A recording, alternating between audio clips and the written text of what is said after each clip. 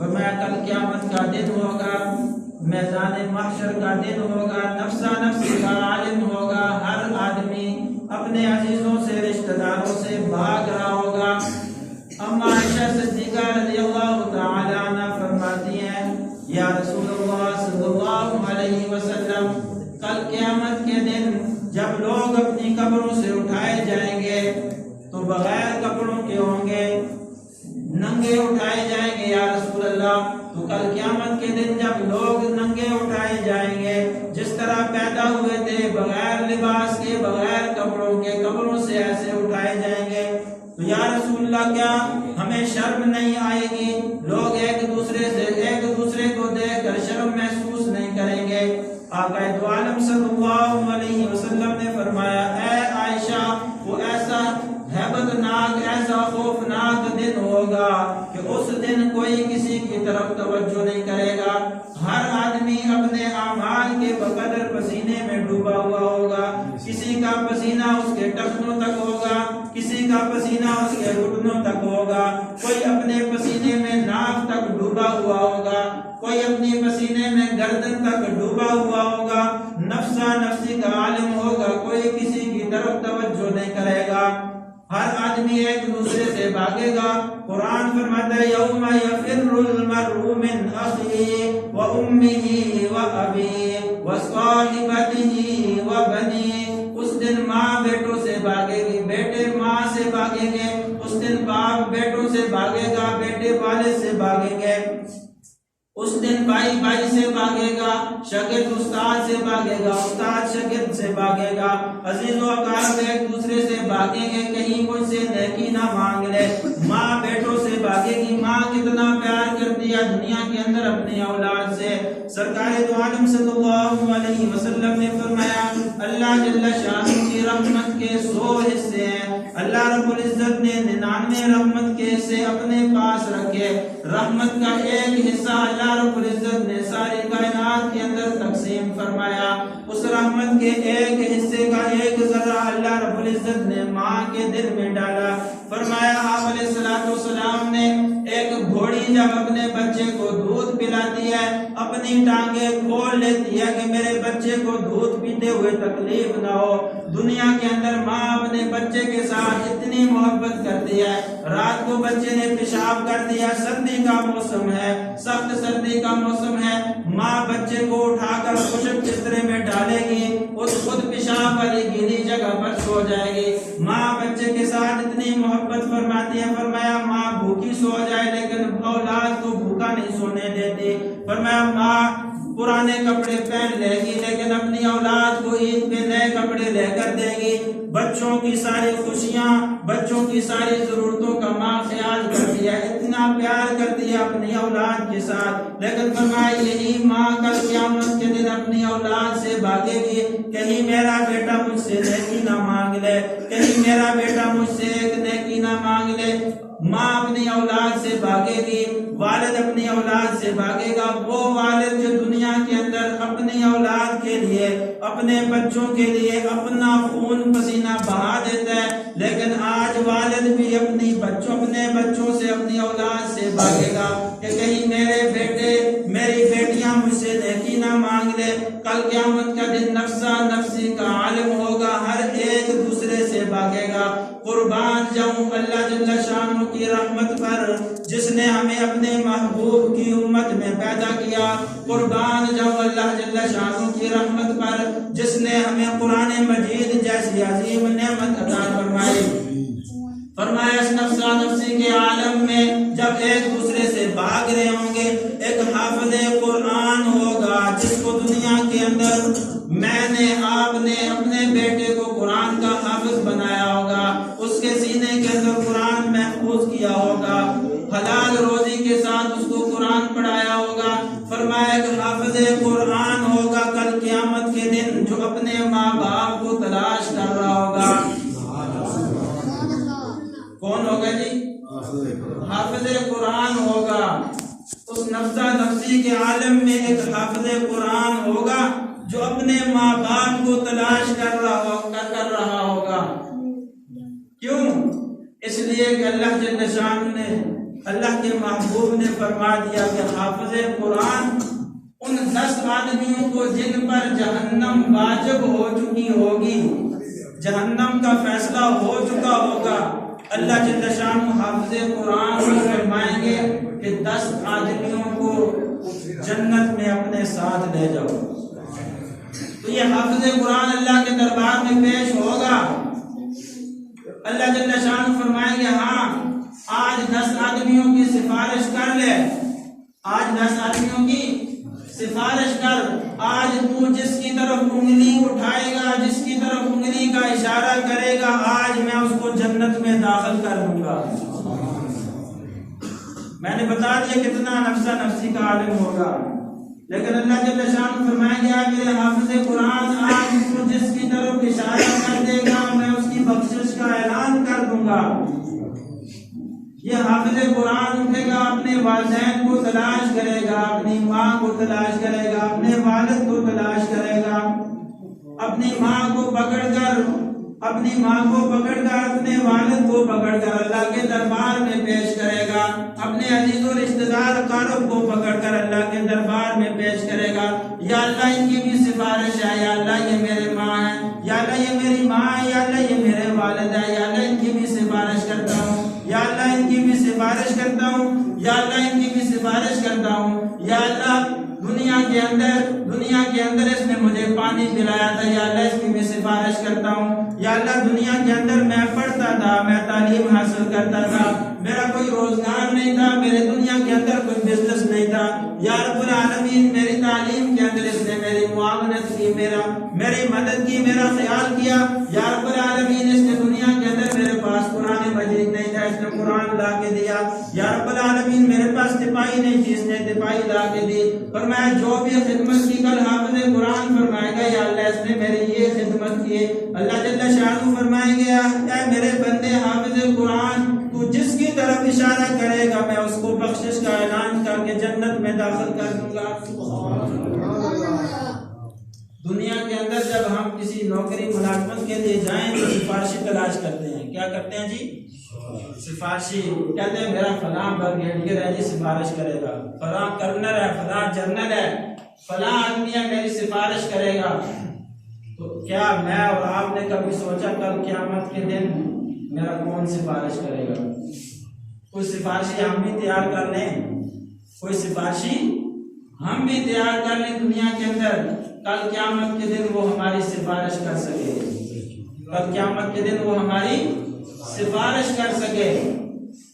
میں کتاب کے اندر پڑھ رہا تھا کہ دنیا کے اندر وہ لوگ جن کو اللہ نے بینائی سے محروم رکھا، اللہ نے ان کو آنکھوں کی روشنی نہیں دی، بینائی نہیں دی، فرمایا کل قیامت کے دن اللہ جل شانہ سارے نابینوں کو جمع کریں گے، سارے نابینوں کو اکٹھا کریں گے اور ان سب کو حضرت یعقوب علیہ السلام کے جھنڈے کے نیچے جمع فرمائیں گے۔ حضرت یعقوب علیہ السلام آخری عمر میں نابینا ہو گئے تھے، واقعہ آپ سنتے رہتے ہیں، حضرت یوسف علیہ السلام کی یاد میں رو رو کر آنکھوں سے بینائی چلی گئی۔ کل قیامت کے دن اللہ جل شانہ حضرت یعقوب علیہ السلام کے جھنڈے کے نیچے سارے نابینوں کو جمع کریں گے، اللہ جل شانہ ان کو آنکھوں کی بینائی اور روشنی عطا فرمائیں گے، اور اللہ رب العزت فرمائیں گے اے میرے بندو دنیا کے اندر میں نے تم کو روشنی سے، آنکھوں کی بینائی سے محروم کیا تھا، آج میں تمہیں آنکھوں کی بینائی اور روشنی عطا فرما رہا ہوں، اب کبھی تمہاری آنکھوں کی بینائی اور روشنی زائل نہیں ہوگی، ختم نہیں ہوگی، آج میں تمہیں آنکھوں کی بینائی اور روشنی دے رہا ہوں، تم میرا دیدار کرو۔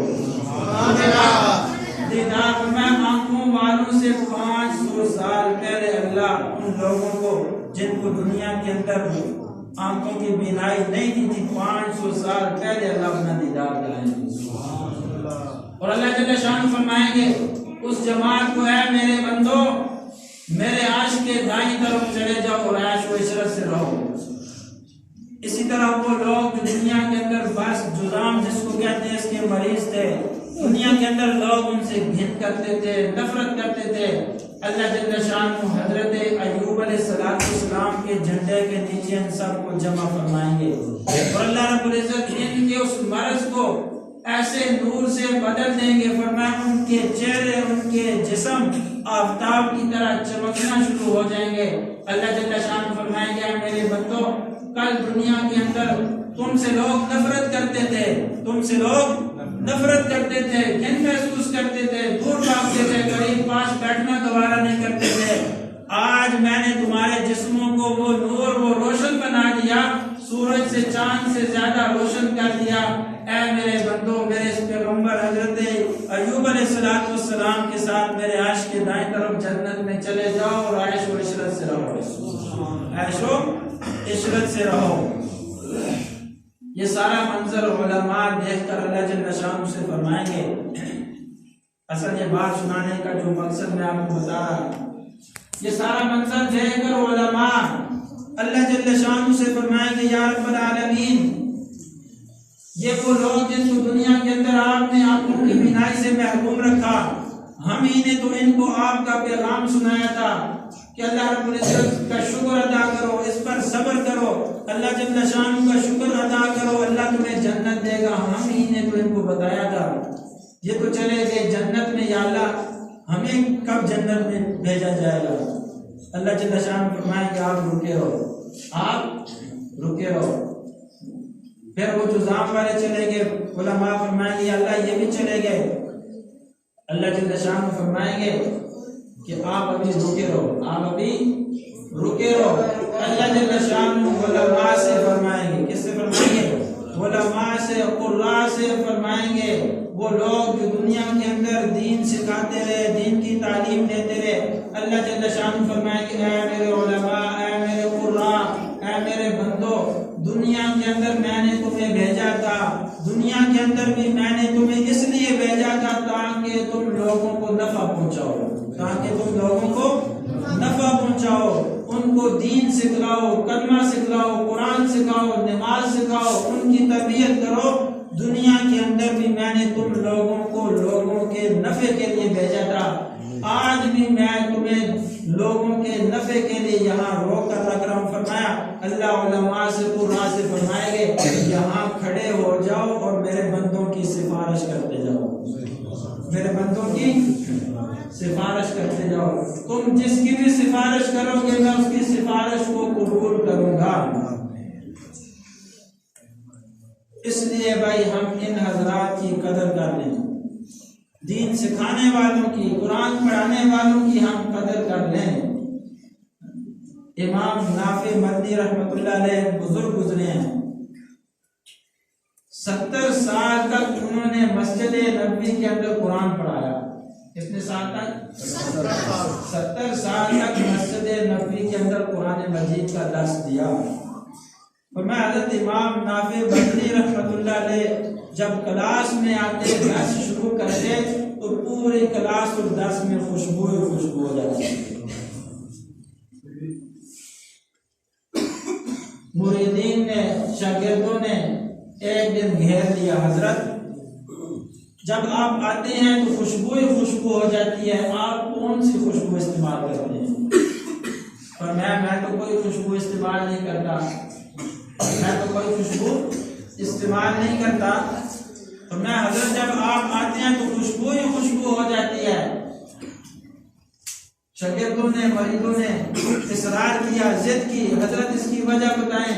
تو حضرت امام نافع مدنی رحمۃ اللہ علیہ نے فرمایا ایک رات میں سویا ہوا تھا، سرکار دو عالم صلی اللہ علیہ وسلم کی زیارت نصیب ہوئی، اور سبحان اللہ۔ آپ علیہ السلام نے فرمایا نافع تو اللہ کا کلام پڑھاتا ہے، تو اللہ کا کلام پڑھاتا ہے۔ بچے تھوڑا خاموش ہو جائے، تھوڑی سی بات۔ فرمایا آپ علیہ السلام نے فرمایا اے نافع میرے روزے کے پاس میری مسجد میں اللہ کا کلام پڑھاتا ہے، میرا دل چاہتا ہے تیرے ہونٹوں پہ بوسہ دوں۔ سبحان اللہ۔ اے نافع تو اللہ کا کلام پڑھاتا ہے، میرا دل چاہتا ہے تیرے ہونٹوں پہ بوسہ دوں۔ اور میں آپ علیہ السلام نے خواب کے اندر میرے ہونٹوں پہ بوسہ دیا، اور میں جب بھی قرآن پڑھانا شروع کرتا ہوں خوشبو جاری ہو جاتی ہے، میں جب بھی قرآن پڑھانا شروع کرتا ہوں خوشبو جاری ہو جاتی ہے۔ حضرت امام عاصم رحمۃ اللہ علیہ 30 سال تک قرآن مجید کی تعلیم دیتے رہے۔ حضرت امام ابو بکر رحمۃ اللہ علیہ 47 سال تک مسجد نبوی کے اندر قرآن کا درس دیتے رہے۔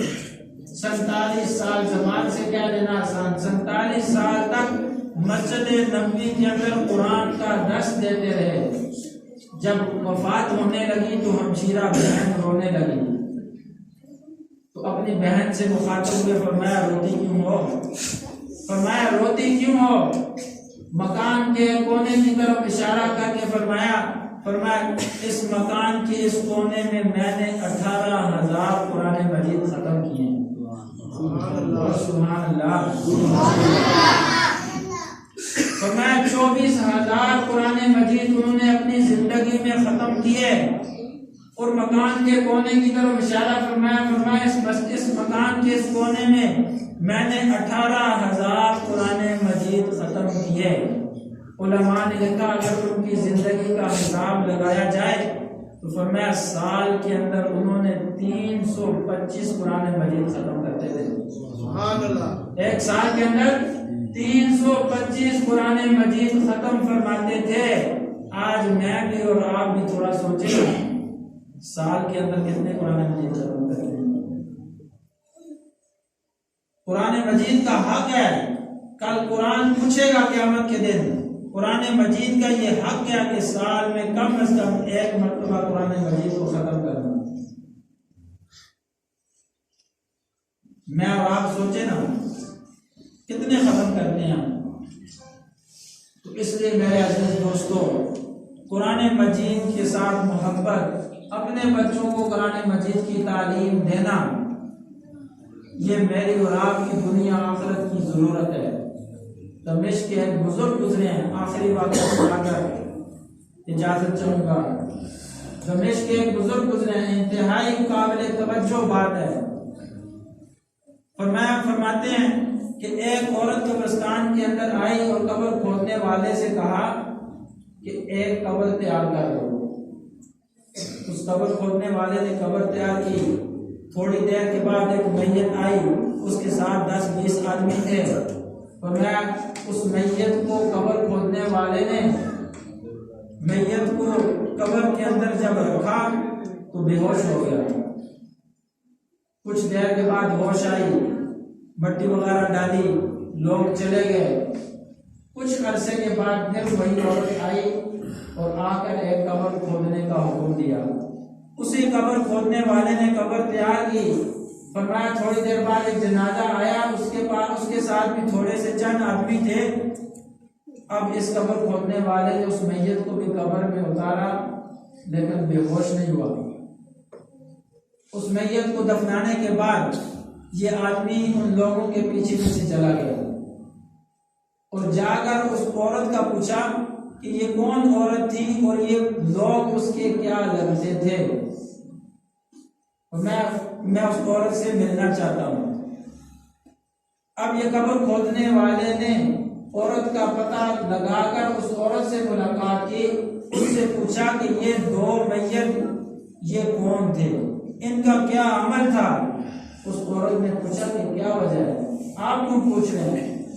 اب اس قبر کھودنے والے نے بتایا کہ جس وقت میں نے پہلی میت قبر کے اندر رکھی، جو ہی میں نے میت کو ابھی زمین پہ رکھا نہیں تھا تو 2 گھوڑ سوار آئے اور اس میت کو اپنے ساتھ لے گئے، اور جہاں تک میری نگاہ جاتی تھی قبر کھل گئی۔ بولو سبحان اللہ، سبحان اللہ۔ جہاں تک میری نگاہ جاتی تھی قبر کھل گئی۔ فرمایا یہ دوسرا جو میت لے کر آئی تھی، تو نے جو قبر کھولنے کا حکم دیا تھا، میں نے جب اس کو قبر میں رکھا تو اس کے ساتھ بھی یہی معاملہ ہوا۔ بتاؤ ان کا عمل کیا تھا، بتاؤ ان کا عمل کیا تھا۔ سننا چاہتے ہیں، اپنائیں گے انشاءاللہ زندگیوں میں۔ اس عورت نے کہا یہ جو پہلی میت تھی، پہلا نوجوان تھا، یہ میرا چھوٹا بیٹا اور یہ میرا چھوٹا بیٹا قرآن مجید حفظ کر رہا تھا. یہ جو میرا پہلا چھوٹا بیٹا تھا جس کو پہلے تو نے دفنایا، فرمایا یہ میرا چھوٹا بیٹا تھا، قرآن مجید حفظ کر رہا تھا. قرآن مجید حفظ کرتے کرتے اس کا انتقال ہو گیا. اور فرمایا یہ جو دوسری میت تھی یہ میرا بڑا بیٹا تھا، اس کا بھائی تھا. میرا چھوٹا بیٹا قرآن حفظ کر رہا تھا، اس کا بڑا بھائی مزدوری کرتا تھا، محنت کرتا تھا، اپنے اس چھوٹے بھائی کو خرچہ دیتا تھا. اس چھوٹے بھائی کو خرچہ دیتا تھا، اس کے ساتھ تعاون کرتا تھا. اللہ رب العزت نے دونوں کے ساتھ ایک جیسا معاملہ کیا. اللہ نے دونوں کو جنت الفردوس عطا فرمائی اور قبر کو حد نگاہ تک کھود دیا. فرمایا کہ اب یہ قبر کھودنے والا اس نے اپنی آنکھوں سے دیکھ لیا قرآن پڑھنے والوں کی فضیلت، قرآن پڑھانے والوں کی فضیلت اور قرآن کی خدمت کرنے والوں کا انعام اپنی آنکھوں سے دیکھ چکا تھا. وہیں سے قبر کھودنے کا کام ختم کر دیا. جا کر دمشق کے ایک مشہور بڑے مدرسے میں داخلہ لیا، قرآن پڑھا، تفسیر پڑھی، حدیث پڑھی، فقہ بنی اور فرمایا دمشق کا ایک بہت بڑا عالم بنا. دمشق کا ایک بہت بڑا عالم بنا. اس لیے آپ علیہ السلام نے فرمایا کن عالما او متعلما او مستمعا او محبا ولا تکن خامسا فتهلكا. آپ علیہ السلام نے فرمایا عالم بنو، طالب علم بنو، دین سکھانے والے بنو، دین سیکھنے والے بنو اور دین سیکھنے والوں کے ساتھ تعاون کرنے والے بنو، دین سیکھنے سکھانے والوں کے ساتھ محبت کرنے والے بنو. اگر عالم بن سکتے ہو تو عالم بنو، دین سیکھ سکتے ہو تو دین سیکھو، عالم بنو. اگر عالم نہیں بن سکتے دین سیکھو، متعلم بنو، کسی کی شاگردی اختیار کرو. فرمایا اگر یہ بھی نہیں کر سکتے تو کم از کم دین سیکھنے والوں کی مدد کرو، ان کی امداد کرو، ان کا تعاون کرو. فرمایا اگر تعاون بھی نہیں کر سکتے کم از کم دین سیکھنے اور سکھانے والوں کے ساتھ محبت کرو. فرمایا ولا تکن خامسا، فرمایا پانچویں نہ بننا. کیوں پانچویں کیوں نہ بننا؟ فتہلکا، جو پانچواں بنے گا ہلاک ہو جائے گا. پانچواں کون ہے؟ یا تو عالم بنو، یا طالب علم بنو، یا دین سیکھو یا دین سکھاؤ، یا ان کے ساتھ تعاون کرنے والے بنو، یا ان کے ساتھ محبت کرنے والے بنو. پانچویں نہ بننا، ان کی ٹانگیں نہ کھینچنا، ان کی مخالفت نہ کرنا، ان کے راستے میں نہ آنا، ان کے ساتھ ضد نہ کرنا، ان کے ساتھ حسد نہ کرنا، ان کی مخالفت نہ کرنا، ان کے راستے میں رکاوٹیں نہ بننا. آپ علیہ السلام نے فرمایا ولا تکن خامسا، پانچویں نہ بننا. فتہلکا، نہیں تو ہلاک ہو جاؤ گے. دنیا کے اندر بھی ہلاکت ہے، آخرت کے اندر بھی ہلاکت ہے. فرمایا ان لوگوں کے ساتھ محبت کرنے والے، تعاون کرنے والے بنو. انشاءاللہ تعاون کریں گے جی قاری صاحب کے ساتھ، ان بچوں کے ساتھ، مسجد کے ساتھ، اس مدرسے کے ساتھ جتنا تعاون کریں گے قاری صاحب کے ساتھ، مسجد کے ساتھ. تعاون سے ہمیں مطلب نہیں ہے کہ پیسے دیں گے، تعاون کا یہ مطلب ہے کہ جو کچھ ان کی ضرورتیں ہیں ان کو پورا کریں گے. اللہ جل شانہ پھر ہماری اولادوں کو قرآن کا حافظ، قاری، عالم بنائیں گے. تو انشاءاللہ نیت کرتے ہیں کہ کون کون اپنے بیٹے کو قرآن کا حافظ بنائے گا. انشاءاللہ نیت کر لیں کہ ہم اپنے بچوں کو قرآن کا حافظ بنائیں گے، انشاءاللہ دین سکھائیں گے. رزق جو اللہ نے مقدر میں لکھ دیا وہ ملے گا انشاءاللہ. وہ ملے گا انشاءاللہ. وہ قرآن پڑھنے اور پڑھانے والوں کو اللہ جتنا رزق دیتا ہے اس کا آپ تصور بھی نہیں کر سکتے. تو انشاءاللہ نیت کر لیں کہ ہم بھی اپنے بچوں کو انشاءاللہ قرآن کا حافظ، قاری، قرآن